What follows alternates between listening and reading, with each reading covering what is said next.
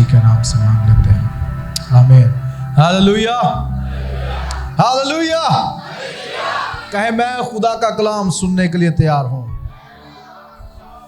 میں خدا کا کلام قبول کرنے کے لیے تیار ہوں، اور میں اس پر عمل کرنے کے لیے تیار ہوں، آمین، ہاللویا۔ تیموتھیوس کا پہلا خط نکالیں گے، اس کا 3 باب، اور اس پر ہم چند منٹ بات کریں گے اپنی نصیحت کے لیے۔ پہلا تیموتھیوس کا خط، جن کے پاس بائبل مقدس ہے بلکہ ہونی چاہیے،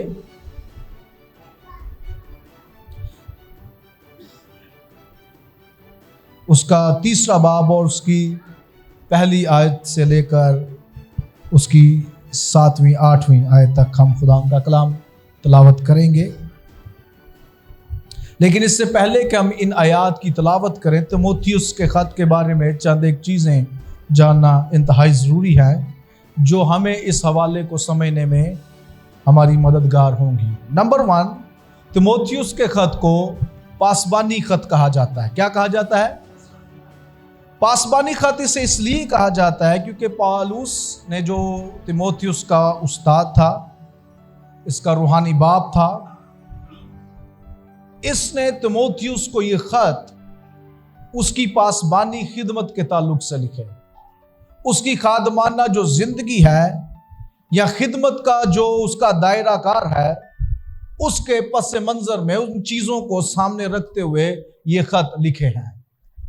ان خطوط کا مضمون ایک چرواہا اور کلیسیا ہے، جس میں ایک چرواہے کو، ایک پاسبان کو ہدایات دی گئی ہیں کہ کس طرح سے کلیسیا میں، یا کلیسیائی جو امور ہیں یا کلیسیائی جو عوامل ہیں، ان میں کس طرح سے ایک خادم کو کلیسیا پر، اور جو کلیسیا ہے اس کو خادم کو، یعنی کہ دونوں جو فریقین ہیں، یعنی کہ چرواہا اور بھیڑیں، خادم اور کلیسیا، ان چیزوں کے بارے میں پالوس ہدایات دے رہا ہے۔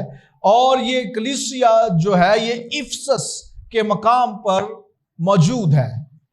افسیوں کا جو خط ہے وہ بھی پالوس نے انہی کلیسیاؤں کو لکھا، اور تیموتھیوس اس وقت بھی افسس کی جو کلیسیا تھی اس کا پاسبان تھا۔ اب ضروری یہ ہے، کیونکہ جب ہم کسی بھی تہذیب یا لوگوں کے بارے میں، کسی بھی علاقے کے لوگوں کے بارے میں بات کرتے ہیں، تو اس علاقے کے بارے میں بھی جاننا بڑا ضروری ہو جاتا ہے، کیونکہ حالات و واقعات کو سامنے رکھتے ہوئے ہدایات جاری کی جاتی ہیں، احکامات لکھے جاتے ہیں، نصیحتیں کی جاتی ہیں، مشورت دی جاتی ہے اور تجاویز کی جاتی ہیں۔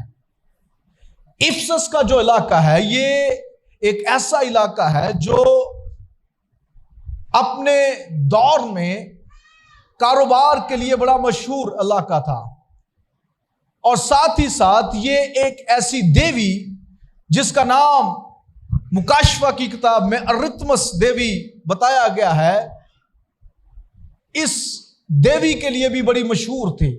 اس دیوی کو پوجا جاتا تھا، اور اس دیوی کو بچوں کی دیوی سمجھا جاتا تھا، یعنی کہ ایسے لوگ، ایسے خاندان جن کے پاس اولاد جیسی برکت نہ ہوتی، تو دور و نزدیک سے لوگ اس دیوی کے پاس آتے، اس کے حضور منتیں چڑھانے آتے، تاکہ اس دیوی سے اولاد جیسی برکت کو مانگا جا سکے۔ نہ صرف یہ، بلکہ اس علاقے کے اندر خواتین کا بڑا زور تھا، مردوں پر بھی، اور اس کی وجہ یہ تھی کہ یہ جو علاقہ تھا، اس کی جو دیوی تھی، عمومی طور پہ آبویسلی یہ ایک خاتون تھی، یعنی کہ اس سٹیچو کو، جو خاتون کا سٹیچو ہے جسے ہم ارتمس بائبل مقدس کہتی ہے، اس کی وجہ سے عورتوں کا اس علاقے پر بڑا اثر و رسوخ تھا، زور تھا، اور طرح بطرح سے جو ہے وہ اس علاقے میں مشکلات ہیں۔ اب اس علاقے میں ان سارے حالات کے باوجود مسیح کا کلام قبول کیا گیا، اس کی منادی کی گئی، لوگوں نے اس کے اثر کو قبول کیا، اور وہاں پر کلیسیا قائم ہوئی۔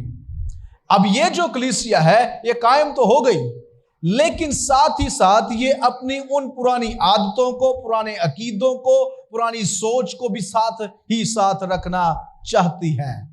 اسی لیے اگر دوسرا باب پڑھیں تو اس کے آخر میں پالوس کو کیا ضرورت پڑی کہ وہ کہے کہ خواتین سیکھیں، خاموش رہیں، استادوں سے پہلے سیکھیں، اپنے خامدوں سے سیکھیں۔ اس کی وجہ یہی تھی کہ اس علاقے کے اندر خواتین مردوں سے سیکھنے کے لیے تیار نہیں تھی۔ اس طریقے سے کلیسیا کا بڑا نقصان ہو رہا تھا اور کلیسیا طرح بطرح کی مشکلات سے دوچار تھی۔ اس لیے پھر یہ خط پولس نے تیموتھیوس کو لکھا اور اس کے اندر مختلف ہدایات، احکامات، نصیحتیں اور تعلیم کی درستگی کا جو ایک عمل ہمیں نظر آتا ہے اس میں درج کیا۔ اب جو پہلا باب اگر آپ اسے پڑھیں گے تو پولس کی نصیحتیں ہیں، احکامات ہیں، مشورت ہے کہ تو بے جا جو چیزیں ہیں تیموتھیوس ان میں نہ الجھ، یہ سارے کام وہاں پر ہو رہے ہیں لیکن تو ان سے کنارہ کرنے کی کوشش کر، تو اپنی جو نعمت ہے، اپنی جو خدمت ہے اس پر فوکس کر۔ دوسرا جو باب ہے یہ کلیسیائی عبادت کیسے ہونی چاہیے اس کے بارے میں تھوڑی سی ڈیٹیل ہے۔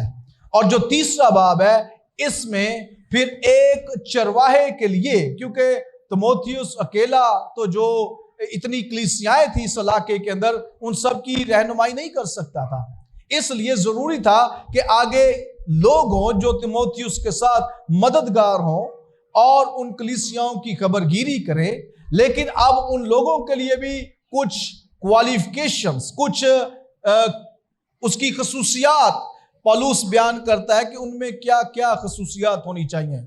جب تو کسی کو نگہبان کسی کلیسیا کا مقرر کر رہا ہے تو یہ خصوصیات پولس بیان کرتا ہے کہ اس شخص میں، اس آدمی میں موجود ہوں، تب ہی وہ کسی کلیسیا کی رہنمائی کرنے کے لیے اہل ٹھہر سکتا ہے۔ سو آئیں ان کو پڑھتے ہیں۔ اب اس بات کو آپ نے ذہن میں رکھنا ہے کہ کلیسیا کی رہنمائی کے لیے کس طرح کے لوگوں کی ضرورت ہے، اور جتنی بات یہ اس وقت سچ تھی آج بھی یہ بات اتنی ہی سچ ہے، کیونکہ نہ صرف کلیسیاؤں کی زیادہ ہونے کی وجہ سے زیادہ رہنماؤں کی ضرورت تھی، بلکہ اس وقت جیسا کہ آج بھی ہے اس وقت بھی ایسا ہی تھا کہ جھوٹے لوگوں سے بڑا خطرہ تھا۔ اگر آپ پہلا باب پڑھے تو اس میں پولس بیان کرتا ہے کہ کس طرح سے جھوٹے استاد، جھوٹے لوگ جو کلام کی تعلیم کو تروڑ مروڑ کر، خراب کر کے طرح بطرح سے کلیسیا کے سامنے پیش کر رہے ہیں اور اس طریقے سے کلیسیا کو برباد کر رہے ہیں اور کلیسیا کو بالکل خبر نہیں ہو رہی۔ اس لیے اے تیموتھیوس تو یہ خصوصیات جب ایک شخص میں پائے تو اسے کلیسیا کا نگہبان مقرر کر دینا۔ تیسرا باب اس کی پہلی آیت میں لکھا ہے، یہ بات سچ ہے کہ جو شخص نگہبان کا عہدہ چاہتا ہے وہ کیا کرتا ہے؟ اچھے کام کی خواہش کرتا ہے۔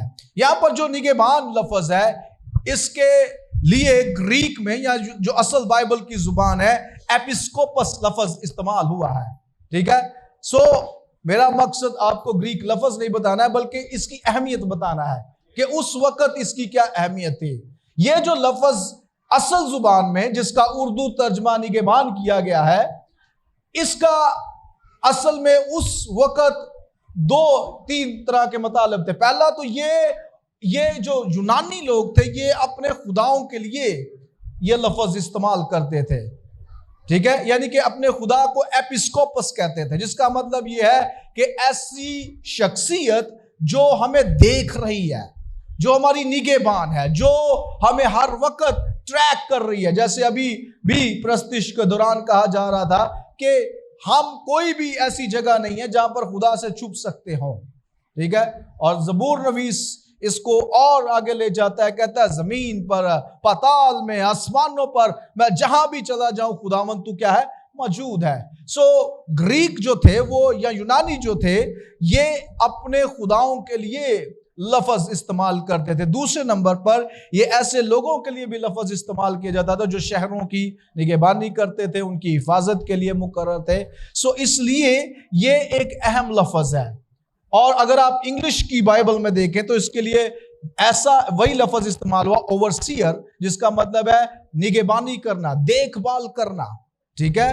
اور ہر وقت جیسے چوکی دار ایک ہوتا ہے، اس کی ذمہ داری ہوتی ہے کہ وہ چور کو یا ایسے لوگوں کو ایسی جگہ پر جہاں کا وہ چوکی دار ہے گھسنے سے منع کر سکے. رائٹ. سو اس کا مطلب کیا ہے؟ پولس پھر یہ کہنا چاہ رہا ہے کہ ایسا شخص جو کلیسیا کا جو بننا چاہتا ہے سربراہ، اس کے اندر یہ خاصیت ہونی چاہیے کہ وہ چوروں کو اور ایسے لوگوں کو جو مسیح کی کلیسیا کو، بھیڑوں کو برباد کر سکتی ہے، ان کو روک پانے والا ہو. ٹھیک ہے. آگے وہ کچھ خصوصیات بیان کرتا ہے، اور ان خصوصیات کو جب ہم پڑھیں گے تو پہلے پڑھ لیتے ہیں پھر اس کے بارے میں بات کرتے ہیں. لکھا ہے پس نگہبان کو بے الزام. پہلی خصوصیت کیا اس کی بیان کی گئی ہے؟ بے الزام. اس پر ابھی ہم بات کریں گے. دوسری خصوصیت ہے ایک بیوی کا شوہر اور پرہیزگار، متقی، شائستہ، مسافر پرور اور تعلیم دینے کے لائق ہونا چاہیے. یہ وہ خصوصیات ہیں جو پولس تیموتھیوس کو کہہ رہا ہے کہ یہ خصوصیات یا نشانیاں، سادہ لفظ نشانیاں جب تو کسی شخص میں پائے تو وہ مسیح کی کلیسیا کا نگہبان ہونے کا اہل ہے. پہلی بات جو میں نے پہلے بھی کہی تھی لیکن میں آپ کی یاد دہانی کے لیے آج پھر کہنا چاہوں گا، جب ہم ان 8 آیتوں کو پڑھتے ہیں تو پہلے نمبر پر یہاں پر کسی بھی نعمت کا ذکر نہیں کیا گیا کہ ایک خادم کی خصوصیت اس کی نعمت ہونی چاہیے. مثلا اگر کوئی نبوتیں کر رہا ہے تو نبوت جو زیادہ کر رہا ہے اسے نگہبان ہونا چاہیے. غیر زبانیں جو زیادہ بولتا ہے اسے نگہبان ہونا چاہیے. رائٹ. یا جس کے وسیلہ سے شفائیں بہت زیادہ ہو رہی ہیں اسے کلیسیا کا نگہبان ہونا چاہیے. یا جس کے پاس زیادہ لوگوں کا ہجوم ہے وہ کلیسیا کا نگہبان ہونا چاہیے. یا اور کوئی ایسی خصوصیت جو کرزما سے تعلق رکھتی ہے. کرزما کہتے ہیں نعمت، پاور سے، خدا کی پاور سے تعلق رکھتی ہے، جس میں خدا کی قدرت کا اظہار ہوتا ہے. وہ نشانات ہو سکتے ہیں، وہ حکمت کا کلام ہو سکتا ہے، وہ علمیت کا کلام ہو سکتا ہے، وہ مختلف طریقے سے روح القدس کی جو نعمتیں ہیں اس کا بہاؤ ہو سکتا ہے. لیکن پولس ان ساری باتوں کو ایک طرف کر رہا ہے. جو کرزما ہے وہ اس کو ایک طرف کر رہا ہے، جو خدا کی قدرت ہے اس کو ایک طرف کر رہا ہے، بلکہ وہ ان ساری باتوں کو ایک شخص کی اہلیت میں شامل ہی نہیں کرتا. اس کا مطلب یہ ہے آپ کتنے استعمال ہو رہے ہیں اس سے کوئی فرق نہیں پڑتا. آپ کتنے لوگوں کے سامنے کلام سنا سکتے ہیں اس سے فرق نہیں پڑتا. آپ کتنے لوگوں کو جمع کر سکتے ہیں یہ کسی خادم کی خصوصیت کا حصہ ہی نہیں ہے. اس لیے سٹاپ بینگ امپریسڈ. دو ایسی باتوں سے امپریس ہونا چھوڑ دیں. کتنی پیاری چرچ بلڈنگ کسی نے کھڑی کر لی ہے، یہ کسی کی خدمت کا معیار نہیں ہے. کس کے پاس کتنے ملازمین کام کر رہے ہیں یہ خدمت کا معیار نہیں ہے. کس نے کتنے اچھے کپڑے پہنے ہیں، رائٹ، یہ ساری چیزیں اس نے ایکسکلوڈ کر دی ہیں، یعنی کہ نکال دی ہیں کہ ان کا خدمت سے کوئی تعلق ہے ہی نہیں. پھر وہ کس چیز کو ایلیویٹ کر رہا ہے، کس چیز کو آگے لے کر آ رہا ہے؟ کریکٹر کو. کس کو؟ کس کو؟ سارے بولے کس کو؟ چال چلن کو، کردار سازی کو. اس کا مطلب یہ ہے کسی کا کردار اس کی ہمیشہ نعمت سے پہلے آنا چاہیے. اگر کسی نے آپ کو یا کلیسیا کو کردار سازی سے امپریس نہیں کیا، وقتاً فوقتاً اس کی کردار کے فلاز، جو غلطیاں یا کمیاں ہیں وہ وقت کے ساتھ سامنے آ جاتی ہے، تو وہ شخص کلیسیا کی رہنمائی کرنے کے لیے نااہل ہے. یہ کلام کی تعلیم ہے. آپ اور میں اپنے آپ کو جیسے مرضی دھوکہ دیں، that's fine, right؟ لیکن کلام کی یہ تعلیم نہیں ہے، بائبل کی یہ اسٹریٹجی نہیں ہے، بائبل کا یہ معیار نہیں ہے، بائبل کا یہ سٹینڈرڈ نہیں ہے. بائبل نے اس کو اپروو نہیں کیا. کوئی قدرت میں استعمال ہو رہا ہے، گڈ، ویری گڈ. اگر کسی کے وسیلہ سے خدا کی قدرت مینیفیسٹ ہو رہی ہے، ظاہر ہو رہی ہے، دیٹس گڈ، لیکن ٹائم ٹیسٹ کرتا ہے. ٹائم کسی کی کردار کو جب ٹیسٹ کرتا ہے دین پتا چلتا ہے یہ ریئل ہے یا فیک ہے، یہ حقیقی ہے یا نقلی ہے. اس میں پہلی بات کہ وہ بے الزام ہو، یعنی کہ ایک خادم کی شہرت کیسی ہے، لوگ اسے کیسے جانتے ہیں، یہ بہت امپورٹنٹ ہے.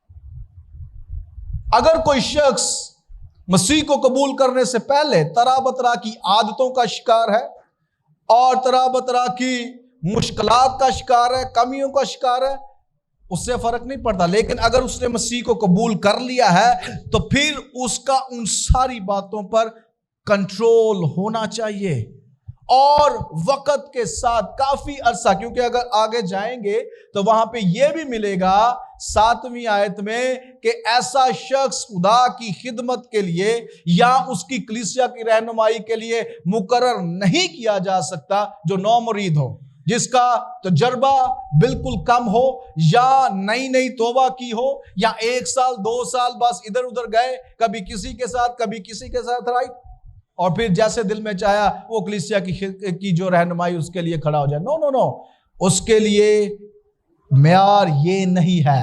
پہلی بات کیا ہے معیار میں؟ اس کی ریپیوٹیشن کیسی ہے، اس کی شہرت کیسی ہے، لوگ اسے کیسے جانتے ہیں. جب اس کی غیر حاضری میں اس کا نام کسی کے سامنے لیا جاتا ہے تو لوگوں کے لفظ اس کے لیے کیا ہیں؟ That's very important.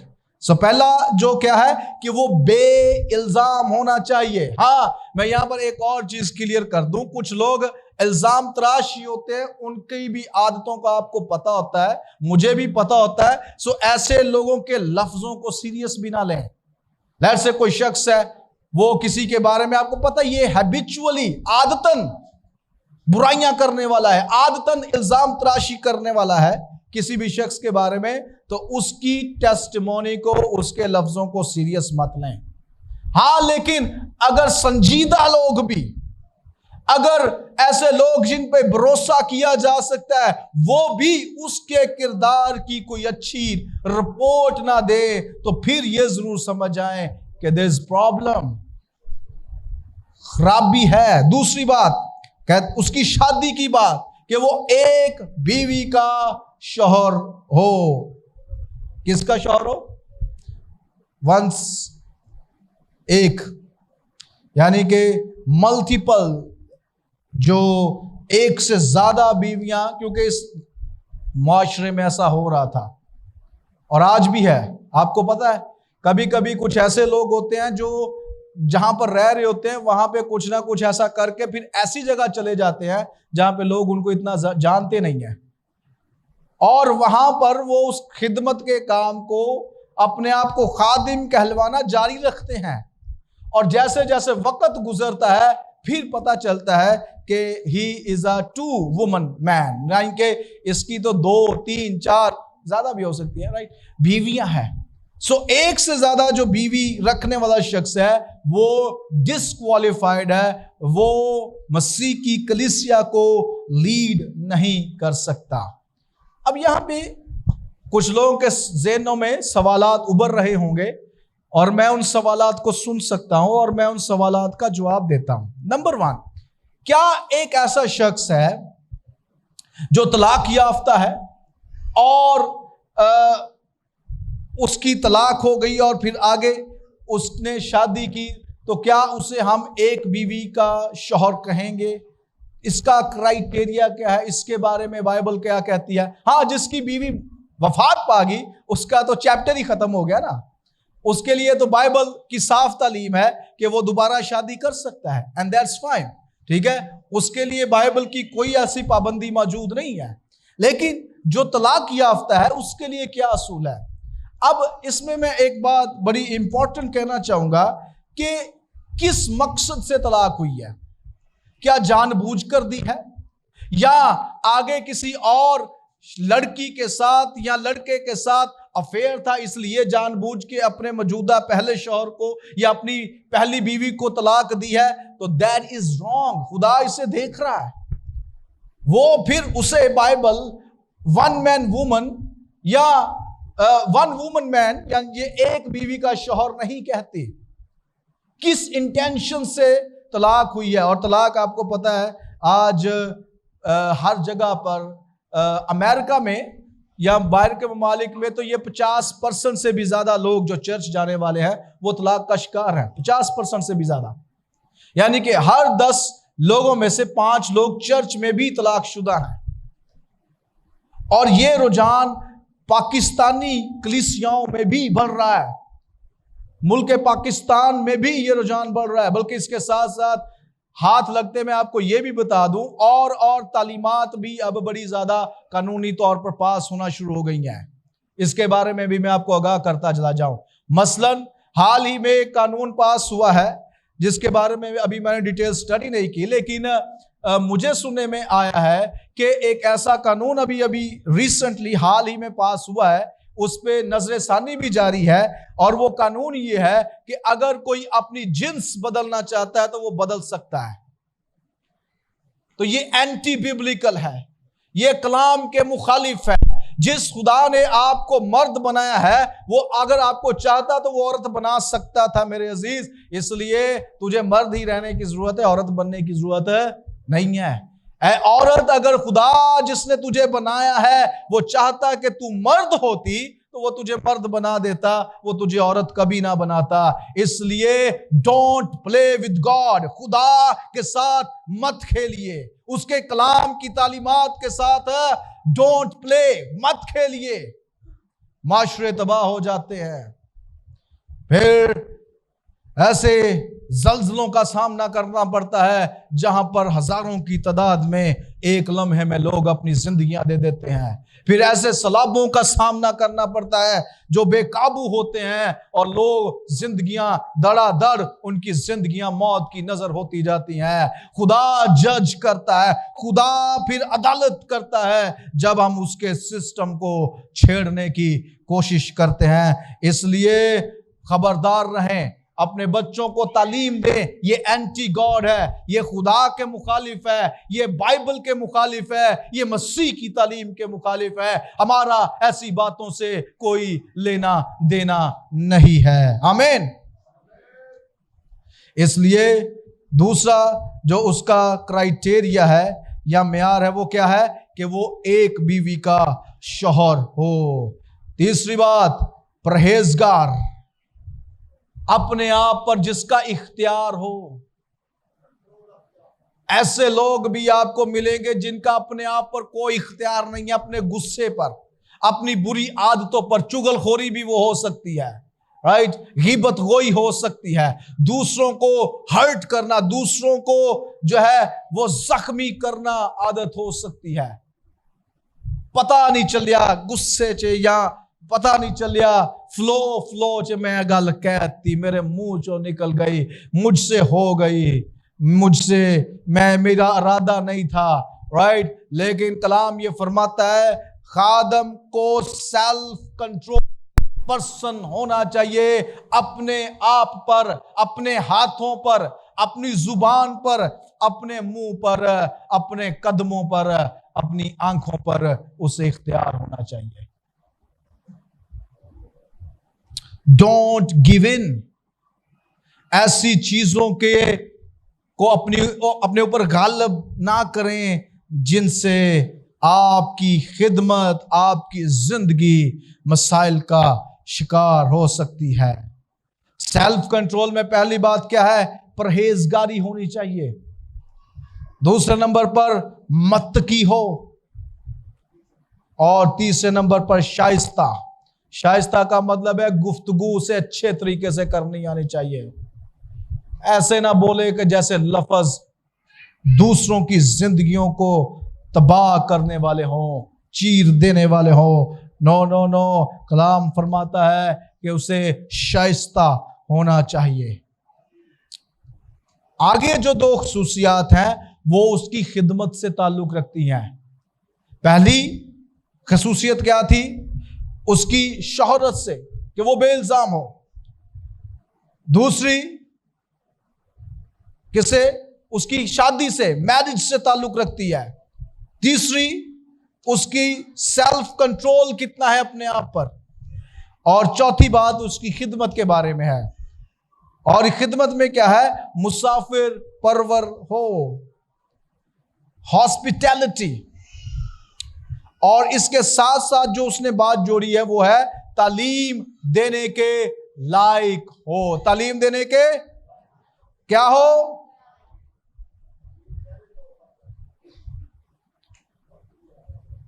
تعلیم دینے کے کیا ہو؟ لائق ہو۔ کون تعلیم دینے کے لائق ہو سکتا ہے؟ میرا آپ سے یہ سوال ہے، کون تعلیم دے سکتا ہے؟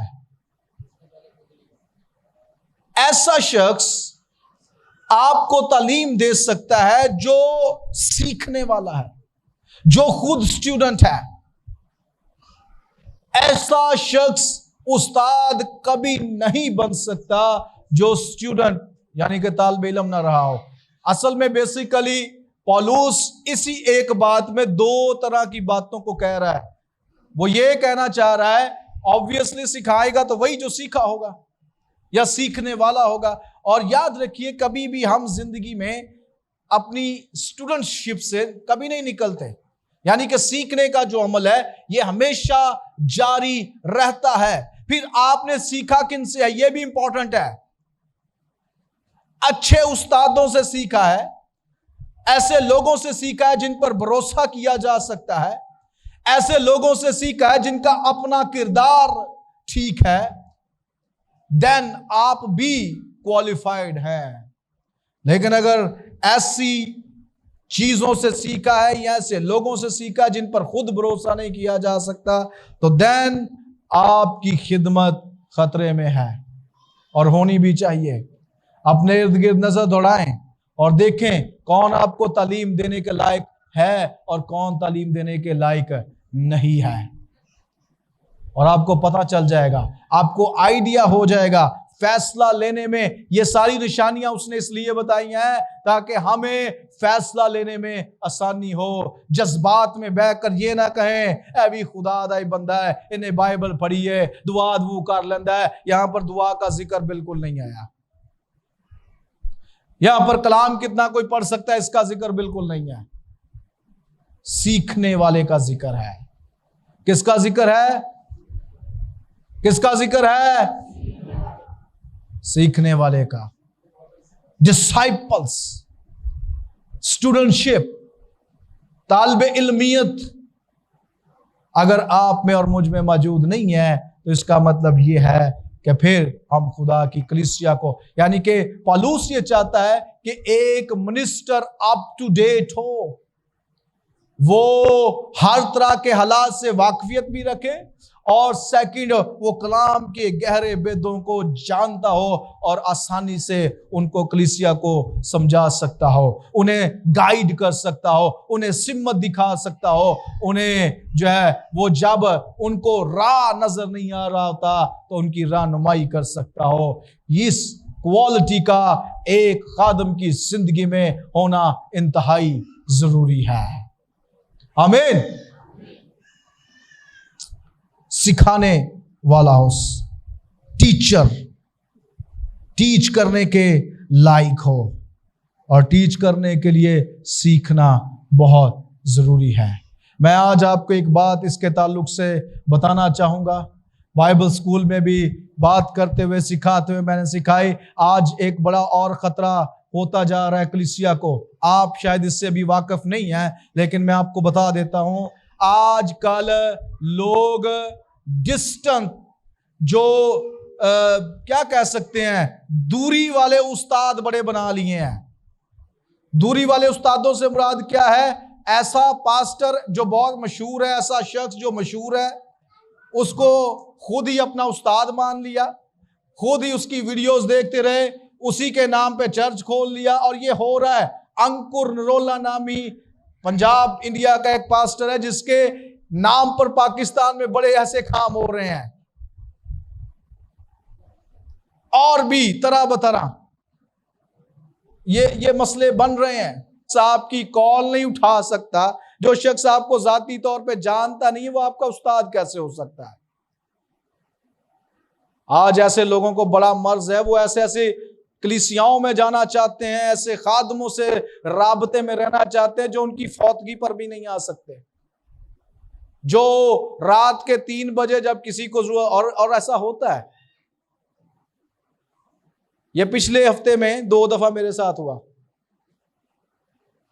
ایک شخص نے رات کو 3 بجے آ کر دروازہ کھٹکھٹا دیا، دعا کی. ایک شخص نے صبح 6 بجے پیغام بھیج دیا، پھر ان کے ساتھ بھی مجھے جانا پڑا. بتانے کا مقصد کیا ہے کہ ایسا شخص آپ کی رہنمائی نہیں کر سکتا جن کو آپ جانتے نہیں ہیں، جو آپ کو یا آپ تو شاید جانتے ہو بائی نیم، لیکن جو آپ کو نہیں جانتا. یہ چرچ کی تباہی ہے. ایسے لوگوں سے دور رہیں. یہ فلانے کا چرچ ہے، یہ اس کے نام پر کھول رہا ہے. یہ میں نام نہیں اب لینا چاہ رہا، لیکن بتانا یہ آپ کو چاہ رہا ہوں کہ یہ کلیسیائیں ان کا کوئی وجود نہیں ہے. They are timely. یہ صرف وقتی ہیں اور یہ کلیسیا کا نقصان کرنے والی ہیں. اس لیے ہاں بالکل، انکر نرولا بالکل نہیں کہہ رہا، اس کے پاس آلریڈی کلیسیا بڑی ہے. ٹھیک ہے، 40-50 ہزار لوگوں کی اس کی کلیسیا ہے. وہ ایسا نہیں کہہ رہا، یہ لوگ خود کر رہے ہیں. اس کی وجہ ہے نا، قریبی کسی کو اپنا استاد نہیں نا بنانا چاہتے، کسی ایسے شخص کو اپنا استاد نہیں ماننا چاہتے جو اس کے کردار سے واقف ہو، جس سے بتا سکے بیٹا تو یہاں پر غلط ہے، یہ تیری حرکت غلط ہے، پہلے اس کو تو ٹھیک کر. تو خود دعا نہیں کرتا تو یہ پہلے خود دعا کرنے کی سیکھنے کی ضرورت ہے. اگر تو خدمت کرنا چاہتا تو بائبل ٹریننگ کے لیے کیوں نہیں چلا جاتا؟ پالوس کی زندگی کو پڑھیے، پالوس کی زندگی کے بارے میں پڑھیے. جب مسیح یسوع سے ملا تو وہ ایک آلریڈی استاد تھا، لیکن جب یسوع مسیح ملا تو بائبل میں لکھا ہے، غلطیوں کا خط پڑھیں، وہاں پر لکھا ہے کہ وہ 3 سال کے لیے کہاں پر چلا گیا؟ کسی کو کوئی بتا سکتا ہے؟ بیابان میں چلا گیا. اور وہ بیابان میں کیڑے مکوڑے نہیں لبن گیا سی، رائٹ. وہ دوبارہ سے کلام کی ری انویسٹیگیشن کر رہا ہے. پہلے وہ ایک ربی کے طور پر جو مسیح کا انتظار کر رہا ہے اس کے طور پر وہ سیکھنے والا ہے، لیکن جب روح القدس کے مکاشفہ سے مسیح یسوع اس پر طاری ہو گیا، مسیح یسوع خود اس سے دمشق کی راہ پر جب ملا ہے، تو پھر اس کی انویسٹیگیشن، اس کی کلام کی جو تحقیق ہے اس طور پر ہوئی ہے کہ یہ جو حوالہ ہے کیسے کیسے مسیح کے بارے میں پورا ہوا ہے. 3 سال. کتنے سال؟ ایک استاد آدمی 3 سال کے لیے دوبارہ سے سیکھنے کے لیے، دوبارہ سے ان چیزوں کو جانچنے کے لیے چھپ گیا.